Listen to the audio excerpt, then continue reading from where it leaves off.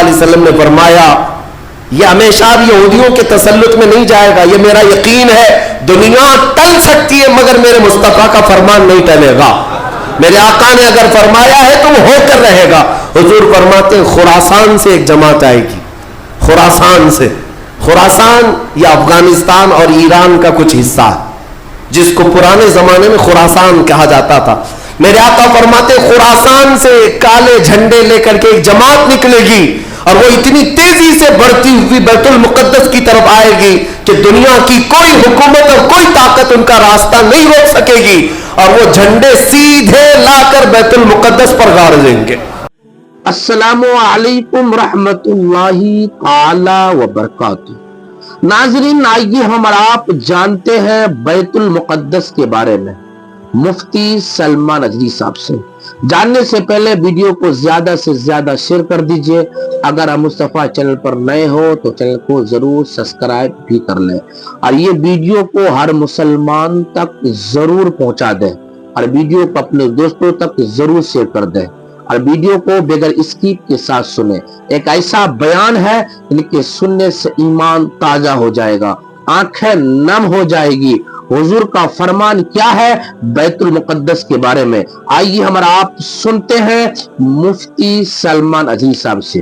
بیت المقدس کی دیواروں پر, دروازوں پر یہ وحشی ظالم اسرائیلی بندوق تانے آج بھی کھڑے ہوئے. یہ جسے اندر جانے دیں وہ جائے گا. اللہ اکبر. پوری دنیا اپنی آنکھوں سے دیکھ رہی ہے ان کی خیانت, ان کی غداری کو, لیکن کوئی ایک جملہ تک نہیں کہتا کہ اسرائیل دہشت گرد ہے. آپ کو میں ایک آنکڑے اگر بتاؤں تو آپ کے رونگٹے کھڑے ہو جائیں. انہوں نے فلسطین کے مسلمانوں میں سے اب تک 2.5 لاکھ صرف بچوں کو قتل کیا ہے ان اسرائیلیوں نے. آج بھی یہ ڈیٹا موجود ہے, انٹرنیٹ پہ موجود ہے, بڑی بڑی ویب سائٹس ہیں, انہوں نے شو کیا. اقوام متحدہ کی بھی رپورٹ موجود ہے کہ فلسطین کے کتنے مارے گئے.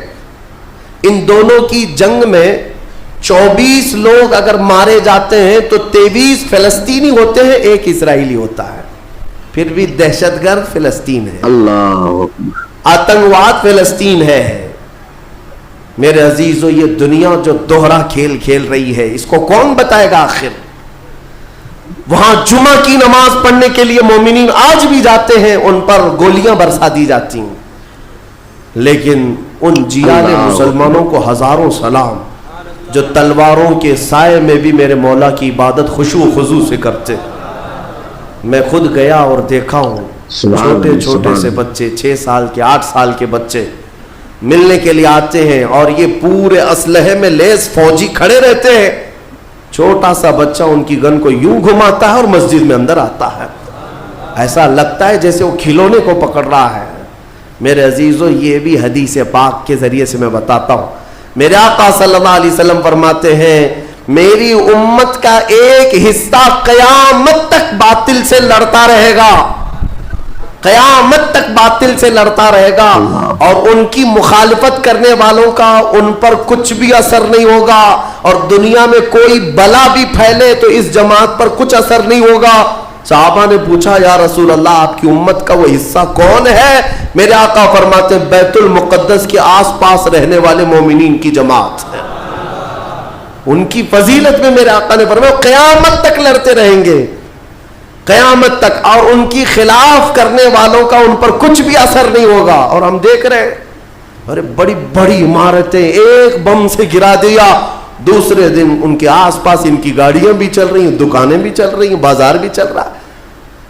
کل رات کو فائرنگ ہوئی, 50 لوگ بیت المقدس سے اٹھا کر کے لاشیں لے گئے. دوسرے دن جا کر کے دیکھے تو عصر کے بعد عورتیں اپنے بچوں کے ساتھ روٹیاں سینڈوچ کھاتی ہوئی بیٹھی ہوئی ہیں.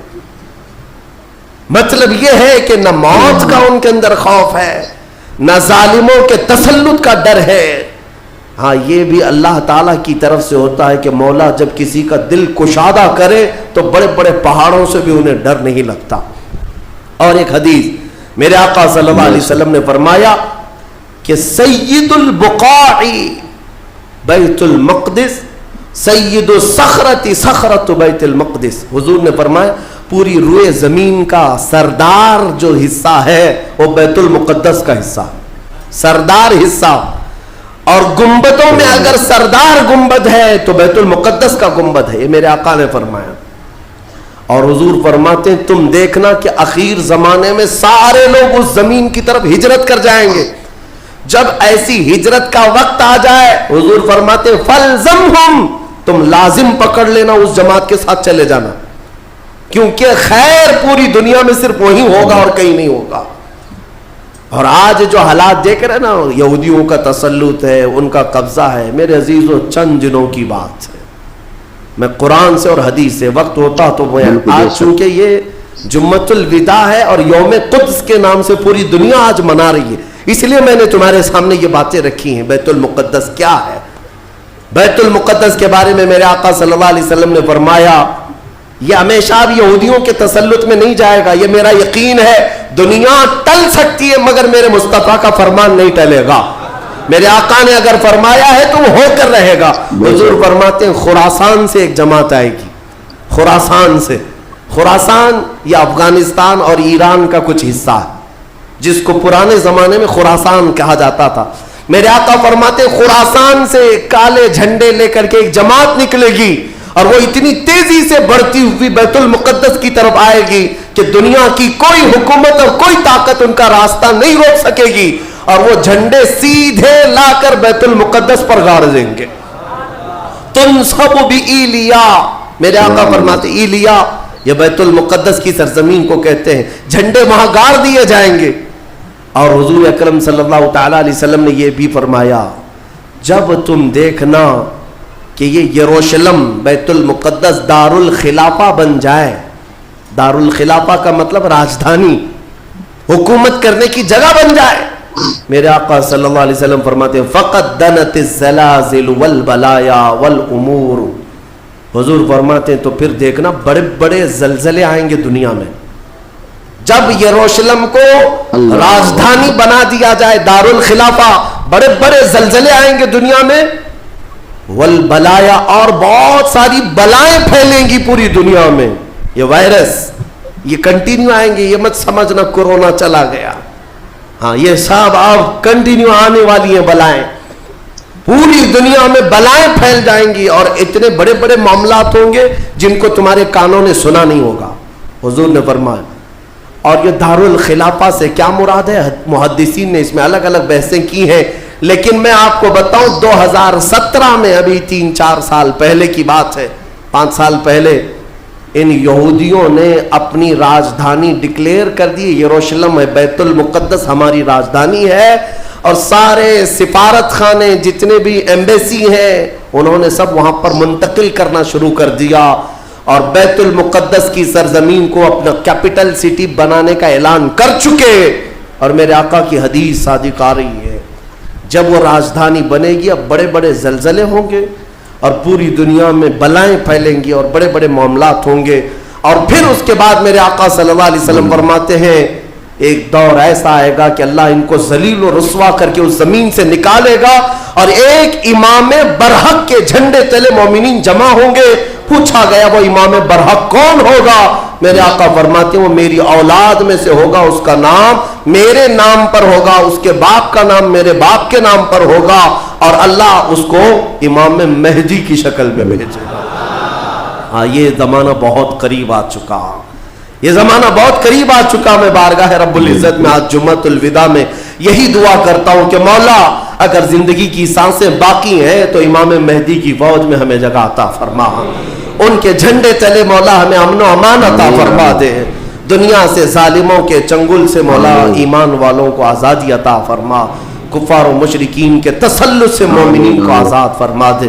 اے رب ذوالجلال احسن الخالقین، اس ماہ مبارک میں اگر تو ہمیں مولا ان راتوں میں ان دنوں میں عبادتوں کو قبول کیا اور بھیک میں کچھ دے تو مولا صرف اتنا دے دے کہ پوری امت کو مولا خیر و عافیت عطا کر دے، کھوئی ہوئی عزت و وقار عطا فرما دے، ہمارے ناحق قید کیے ہوئے بچوں کو مولا آزادی عطا فرما دے، بے قصور جیلوں میں بند ہمارے بچوں کو مولا آزادی عطا فرما دے. وصلی اللہ تعالی علی خیر خلق محمد وآلہ واصحابہ اجمعین وآخر دعوانا الحمد للہ رب العالمین. ناظرین، آپ نے مفتی سلمان ندوی صاحب کا بیان سنا بیت المقدس کے متعلق اور حضور کا فرمان بھی سنا. آپ کو کیسا لگا کمنٹ باکس میں ضرور لکھ کر بھیجیں. اب ویڈیو کو زیادہ سے زیادہ شیئر کر دیں. اگر آپ مصطفیٰ چینل پر نئے ہو تو چینل کو ضرور سبسکرائب کر لیں. السلام علیکم رحمت اللہ تعالی وبرکاتہ.